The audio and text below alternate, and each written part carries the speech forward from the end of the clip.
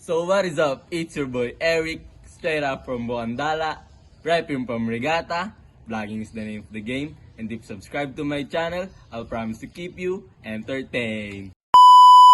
So for today's video guys, we're going to make a desk organizer using an old shoebox. Yun, pumalakasan nating transition. Papakita ko yung mga materials na gagamitin natin para sa organizer. Yan. Bali, wala akong masyadong ginastos dyan. Unang gunting. Sunod, glue stick at glue gun. Ang pinakamahalaga, pinakagagamitin natin ng old shoebox. Yan. So ito guys, ang una natin gagawin ay susukatan natin yung box para mahiwaan na natin siya ng taas. Ang gagamitin natin ng lapis at ruler. At kutsilyo ang gagamitin natin kasi wala tayong cutter. So yan, bali sinukatan ko na. Tapos gagamitin natin ang kutsilyo pang hiwa kasi hindi pa siya makain ng gunting para mas pantay din. So yan, ang nahiwa na. Bali yan, pinakita ko. Yan. Tapos next natin gagawin, bubutasan natin yung baba kasi lalagyan natin ng ano dyan, parang pinaka cabinet. Yan, lalagyan natin ng cabinet, may butas dyan. Bali yan, hiniwaan ko na.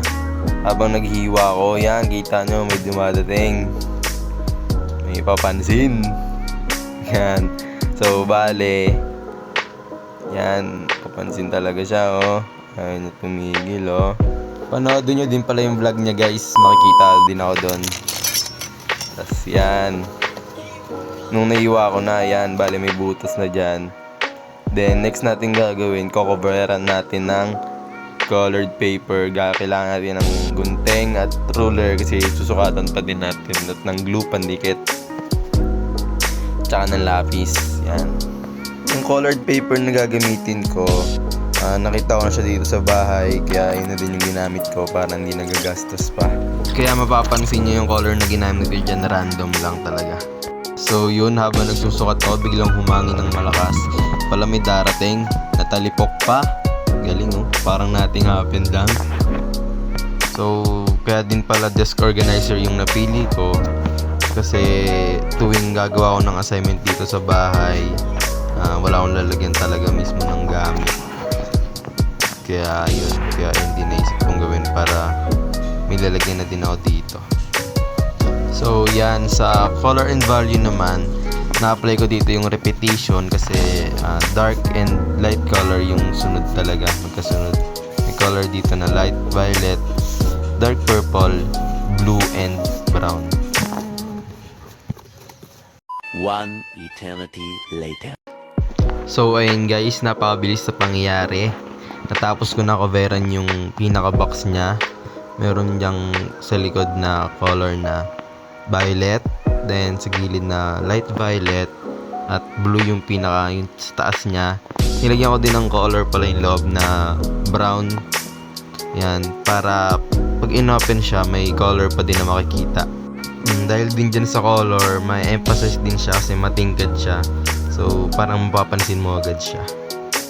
So ang next natin naman na gagawin ay yung pag-cut ng mga pieces ng karton o ng shoebox para ilalagay natin dun sa loob ng box na organizer natin bilang divider ng pinaka organizer. Then yan lalagay natin sa cabinet. So yan, pinas-forward ko na yung pagsusukat at ang paggugupit.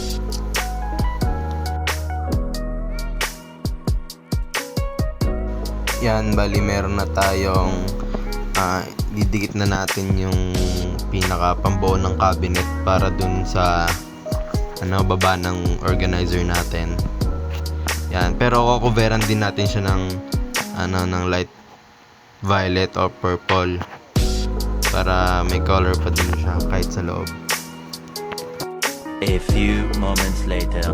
So kukuveran din pala natin yung base ng cabinet para pag binubuksan siya, may color pa din siya.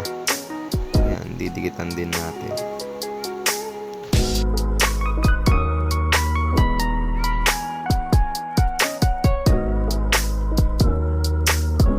Bali yan, tapos na natin coveran sa lahat yung lahat ng part ng cabinet. Kaya yan, didikitan na natin. Pagdidikitin na natin para malagay na natin sa box, sa shoebox. Yan, ganyan. Sa gilid, tapos sa lahat ng, bali lahat ng ano siya corner. Yan, tapos na nating idikit lahat ng corner niya. Bali nakabaw na tayo ng cabinet, ng drawer pala, hindi pala cabinet, drawer dun sa ano, yan sa baba ng organizer natin. Yan, baliktad pa nga lalagay ko. Hindi ko na din pala kinoloran yung labas, hindi ko na nilagyan ng cover yung labas kasi kulang na tayo ng colored paper. So yan, saktong sakto lang din yung sukat. Hindi siya sobra, hindi rin siya kulang. Yan, sakto lang.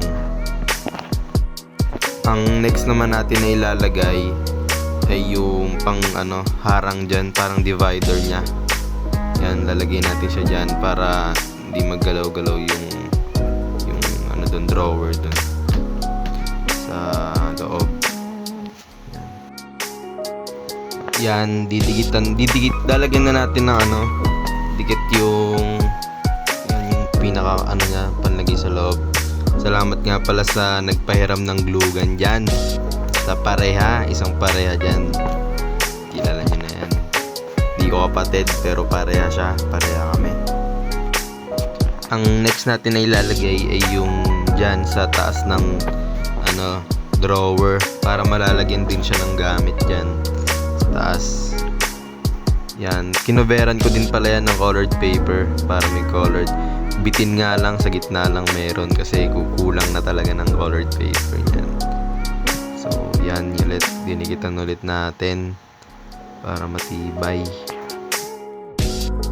Ang next naman natin na ilalagay dyan sa loob ay yung yan, nandyan parang pang ano niya, harang. Bali dalawa yan, parang pa-cross siya para marami din tayong malalagay na ball pens, iba't ibang school supplies dyan. Yan, bali para sa akin okay naman yung nagawa ko kasi alam kong magagamit ko siya. Ito na din pala yung pinaka final ano niya, itsura.